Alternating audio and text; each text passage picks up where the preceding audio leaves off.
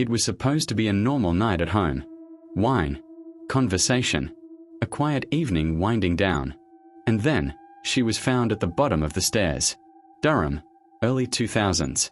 A wealthy, intellectual household filled with books, art, and dinner parties.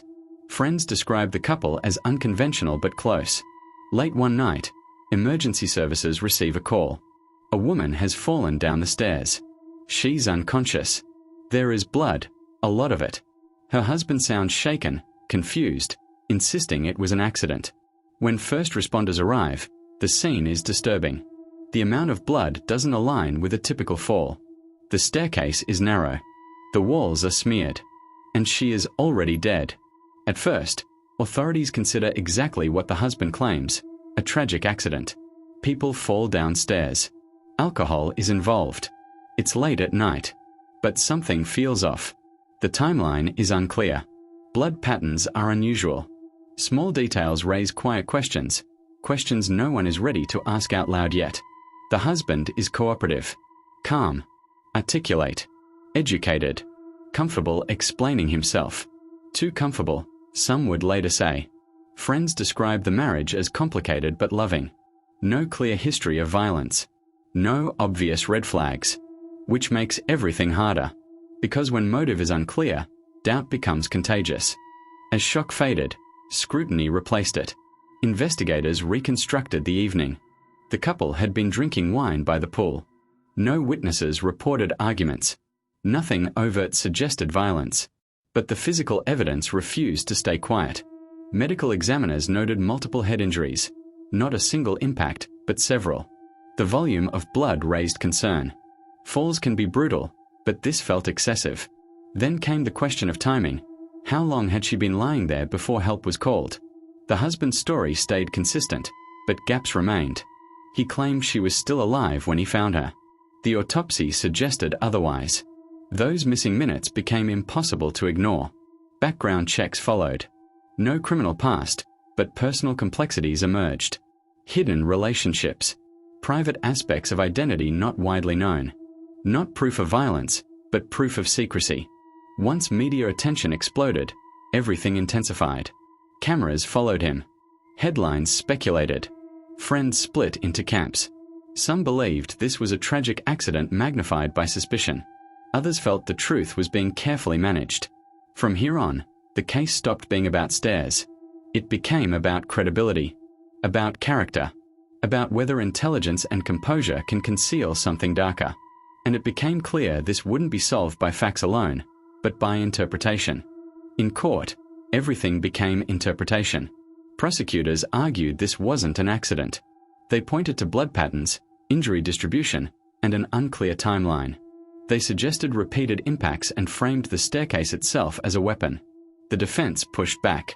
No murder weapon. No skull fractures. No witnesses.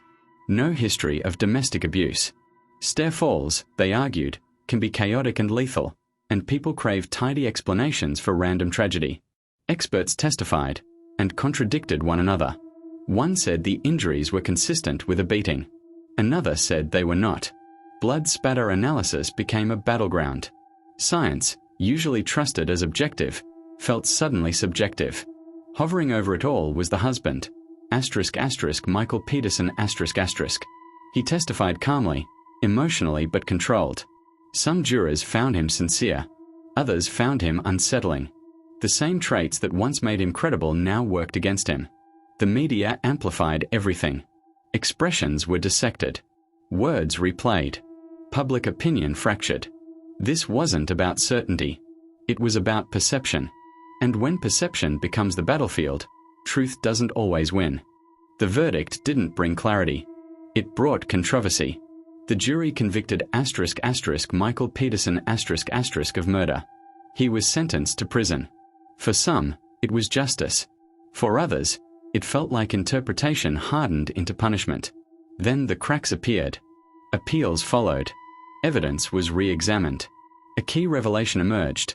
One of the prosecution's primary forensic experts had a deeply flawed history, questionable methods, withheld evidence in other cases. Suddenly, the science behind the conviction was unstable. Years passed. Debate intensified. New theories surfaced, including one so strange it sounded implausible at first, yet unsettling enough to reopen public discussion. Courts took notice. The conviction was overturned. A new trial loomed. After years in prison, Peterson was released. Public opinion shifted again. Was this a wrongful conviction fueled by flawed forensics and media pressure? Or a guilty man benefiting from uncertainty? The case was no longer just about a death. It was about trust in science, experts, and verdicts. There was no dramatic ending. Instead of a second full trial, the case concluded with an *Alfred plea star. Peterson maintained his innocence while acknowledging the prosecution could convict him again. A legal compromise. The courts were satisfied. The truth was not. Some believe Kathleen Peterson died in a tragic accident misunderstood by flawed analysis. Others remain convinced a crime occurred, and that ambiguity allowed accountability to slip away. Both sides point to evidence. Both sides point to doubt. The staircase became a symbol, not of violence, but of uncertainty. This case reshaped public trust in forensic science and expert testimony. It reminded the world that confidence can mislead, science can fail, and juries are human. At the center of it all is a woman who lost her life, whose story is often overshadowed by debate rather than clarity. That may be the greatest injustice. The case known as the staircase doesn't ask for easy answers. It asks something far more unsettling. What do we do when certainty is impossible?